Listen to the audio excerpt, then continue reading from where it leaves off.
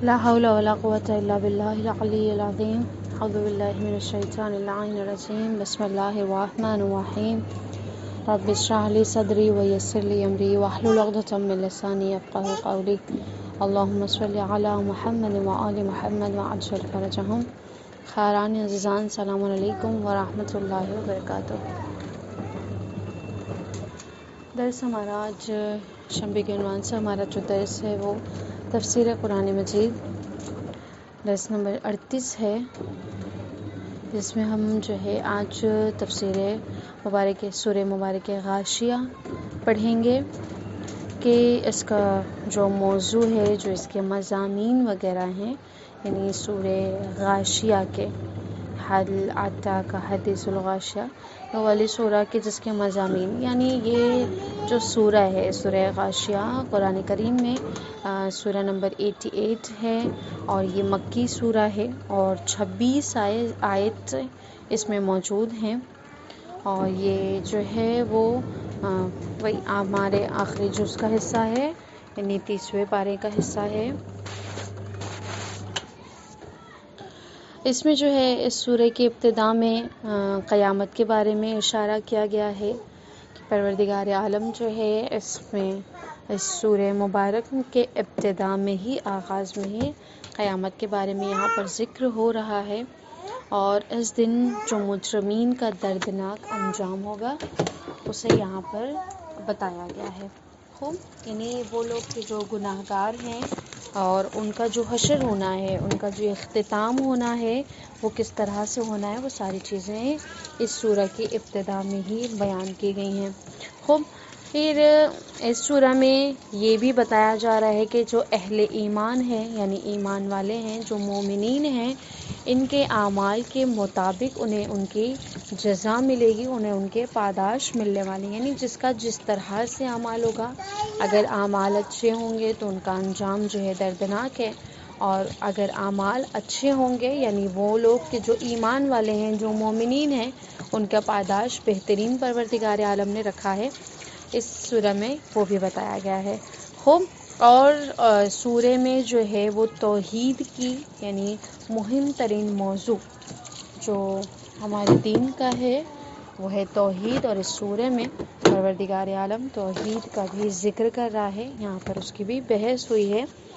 خوب، پھر آگے جا کر اس میں جو ہے نبوت کی بحث، یعنی انبیاء علیہم السلام، یعنی پیغمبر اسلام کے فرائض، یعنی جو رسول آتے ہیں، جو پیغمبران آتے ہیں اللہ کی طرف سے، ان کے فرائض کیا ہیں، ان کی ذمہ داریاں کیا ہیں، ان کی مسئولیتیں کیا ہیں، ان چیزوں کے بارے میں بھی یہاں پر ذکر ہوا ہے. خوب، یعنی یہ 4 موضوع ہیں جن کے بارے میں سورہ میں ذکر ہوا ہے. ابتدا میں برے لوگوں کے انجام اور قیامت کے علامتیں. خوب، اس کے بعد جو ہے نیک لوگ، یہ جو ایمان والے ہیں، ان کا انجام کیا ہے، ان کا اینڈ کیا ہونا ہے، ان کا پاداش اور جزا کیا ہے، اس چیز کی ذکر ہوا ہے. پھر توحید اور نبوت کی بات ہوئی ہے، یعنی توحید کی بات ہوئی ہے، یعنی خداوند عالم کی وحدانیت کی بات، اور اس کے بعد پیغمبران اسلام، پیغمبران خدا کی جو مسئولیت ہے اس کا ذکر کیا گیا ہے. یہ اس کے مضمون ہو گئے جس ٹاپک پر اس سورہ کو اتارا گیا ہے، جس بحث کو، جس مباحثوں کو اس میں ذکر کیا گیا ہے، وہ یہ چیزیں ہو گئیں. اس کے بعد کہہ رہے ہیں کہ جو فضیلتیں ہیں اس کی تلاوت کرنے کی، کہ آپ پڑھتی ہوئی چلی آ رہی ہیں کہ ہر چھوٹا چھوٹا سورہ لیکن اپنے اندر کتنی فضیلتیں رکھا ہے، یعنی ایون صرف مثلا تلاوت کرنے میں، اس کو پڑھنے میں خداوند عالم نے کتنی سارے اجر اور کتنے سارے پاداش اور کتنے سارے اثرات ہماری زندگی میں رکھے ہوئے ہیں، کہ رسول خدا صلی اللہ علیہ وآلہ وسلم فرماتے ہیں کہ جو بھی اس سورہ کی تلاوت کرتا ہے، جو بھی اس سورہ کی قرأت کرے گا، تو روز قیامت اس کا حساب و کتاب پروردگار عالم کیا کر دے گا، آسان کر دے گا. یعنی وہ کہ جو اس سورہ کی قرأت کرتا ہے، وہ جو اس سورہ کو پڑھتا رہتا ہے، خداوند عالم کیا کرے گا کہ روز قیامت، یعنی جب سخت ہوگا، سنجش اعمال سخت ہوگی، انسان کا حساب و کتاب جو ہے وہ سخت ہونے والا ہے، اس سختی سے خداوند عالم کیا کرے گا؟ بچائے گا اس بندے کو، اور اس کے لیے وہ مراحل، وہ مرحلہ، یعنی وہ جو راستہ اس نے طے کرنا ہے حساب و کتاب کا، وہ کیا ہو جائے گا؟ اس کے لیے سہل و آسان ہو جائے گا۔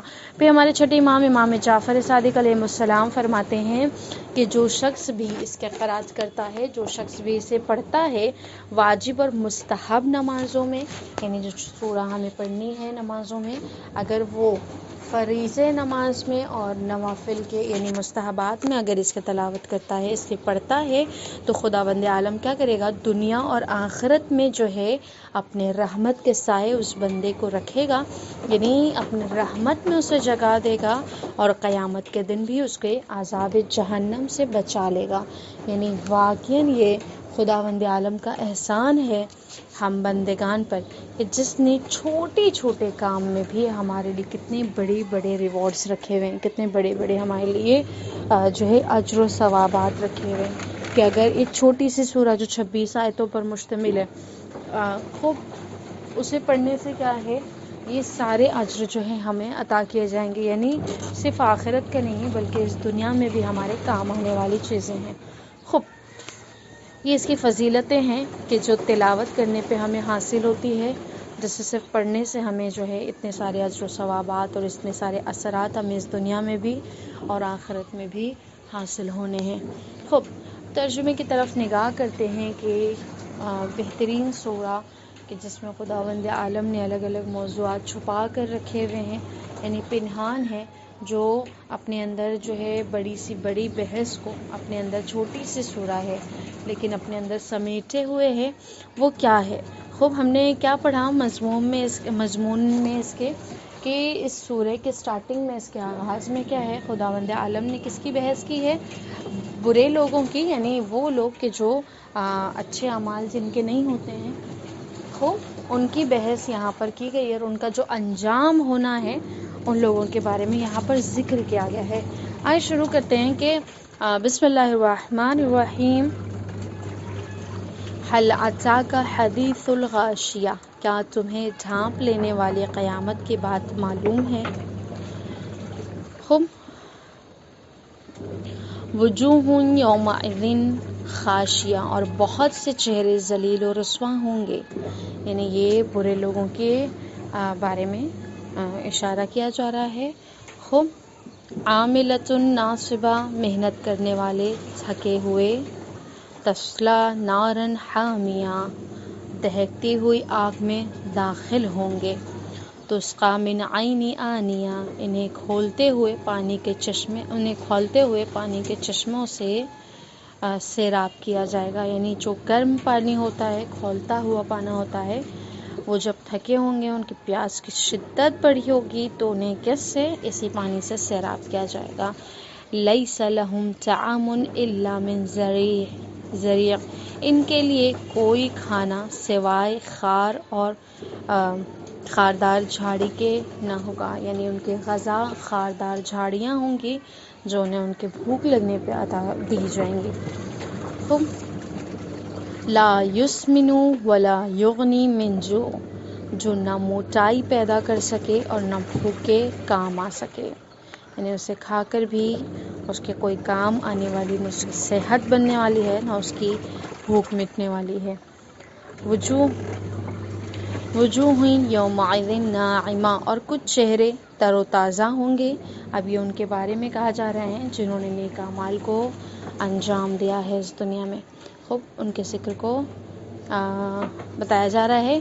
ناعمہ یعنی تر و تازہ چہرے ہوں گے، لسعیہا راضیہ، اپنی محنت اور ریاضت سے خوش ہوں گے، فی جنت عالیہ، بلند ترین جنت میں، یعنی جنت میں بھی ان کا مقام کیا ہوگا؟ بلند و بالا ہوگا۔ لا تسمع فیہا اللاغیہ، جہاں کوئی لغو آواز نہ سنائی دے، فیہا عین جاریہ، فیہا عین جاریہ، وہاں چشمے جاری ہوں گے، فیہا سرور مرفوعہ، وہاں اونچے اونچے درخت ہوں گے. یعنی یہ ساری چیزیں جو ہے ان کے جو مقامات پہ وہ فائز ہوں گے، اس مقامات کی جو ہے اب نقشہ کشی کی جا رہی ہے کہ وہ کس جگہ پر ہوں گے، کہ جو بہترین لوگ ہیں، ایمان والے ہیں. فیہا عین جاریہ، وہاں چشمے جاری ہوں گے. فیہا سرور مرفوعہ، وہاں اونچے اونچے درخت ہوں گے. وَأَكْوَابٌ مَوْضُوعَةٌ، اور اطراف میں رکھے ہوئے پیالے ہوں گے. وَنَمَارِقٌ مَصْفُوفَةٌ، اور قطار سے لگے ہوئے گاؤ تکیے ہوں گے. وَزَرَابِيٌّ مَبْثُوثَةٌ، اونچی اور بچھی ہوئی بہترین مسندیں ہوں گی، یعنی فرش بھی ان کا بہترین ہوگا. افلا ينظرون الى الابل کیف خلقت، کیا یہ لوگ اونٹ کی طرف نہیں دیکھتے ہیں کہ اسے کس طرح پیدا کیا گیا. یعنی اب توحید کے بارے میں ہے کہ توحید کی جو نشانیاں ہیں ان کا ذکر ہو رہا ہے کہ انہوں نے نہیں دیکھا کہ اونٹ کی طرف کس طرح سے جو ہے پیدا کیا گیا ہے. وَإِلَى السَّمَاءِ كَيْفَ رُفِعَتْ، اور آسمانوں کو کس طرح بلند کیا گیا ہے. وَإِلَى الْجِبَالِ كَيْفَ نُصِبَتْ، اور پہاڑوں کو کس طرح نصب کیا گیا ہے. وَإِلَى الْأَرْضِ كَيْفَ سُطِحَتْ، اور زمین کو کس طرح سے بچھایا گیا. فَذَكِّرْ إِنَّمَا أَنْتَ مُذَكِّرٌ، لہذا تم نصیحت کرتے رہو کہ تم صرف نصیحت کرنے والے ہو. پیغمبران کی جو مسئولیت ہے یہاں پر اس کی بحث شروع ہو گئی کہ پیغمبر جو رسول ہیں، اللہ کے بھیجے ہوئے انبیاء ہیں، ان کی ڈیوٹی کیا ہے. یہاں پر کیا کہہ رہے ہیں، فَذَكِّرْ إِنَّمَا أَنْتَ مُذَكِّرٌ، لہٰذا تم صرف نصیحت کرو، تم صرف ذکر کرو، تم صرف بتاؤ اور نصیحت تم کرنے والے ہو. لَسْتَ عَلَيْهِمْ مسیطر، اور تم ان پر مسلط اور ان کی ذمہ داری نہیں ہو، یعنی تمہیں ان کے اوپر مسلط نہیں کیا، تم صرف بتاؤ انہیں. خوب.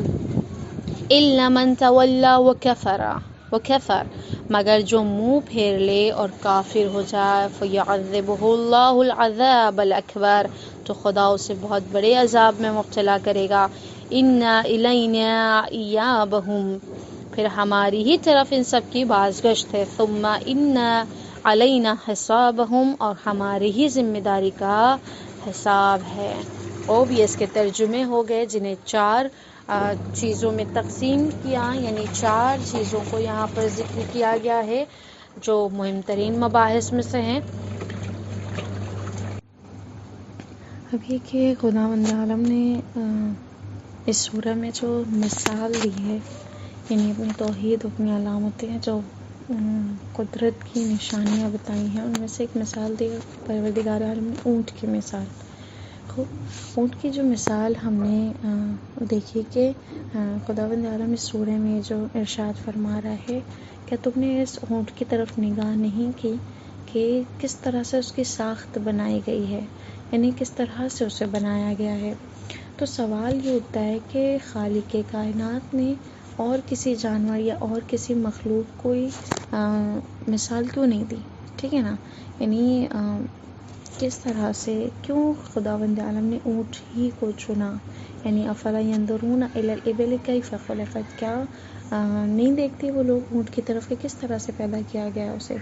مفسرین اس چیز کا جواب دیتے ہیں، یعنی جو وجہ ہے وہ یہ کہ مفسرین کہتے ہیں کہ اونٹ جو ہے چون یہ سورہ وغیرہ یہ جتنی بھی تھیں اس وقت جو ہے وہ عرب میں جو لوگ رہتے تھے، مکہ میں جب اس کی شان نزول میں ہے کہ مکہ میں جب اس کی خوب نزول ہوا اس سورے کا، تو وہ عربیوں کے لیے تھا اور عربیوں کا بہترین سرمایہ اونٹ تھا. ٹھیک ہے نا، اونٹ جو ہے ایک جو ہے مخصوص کہتے ہیں نا اسپیشل، ان کی جو مطلب قیمتی چیز ان کے درمیان میں جو تھی ایک پراپرٹی کے اعتبار سے یا ان کے یوسیج میں جو تھا وہ اونٹ تھا.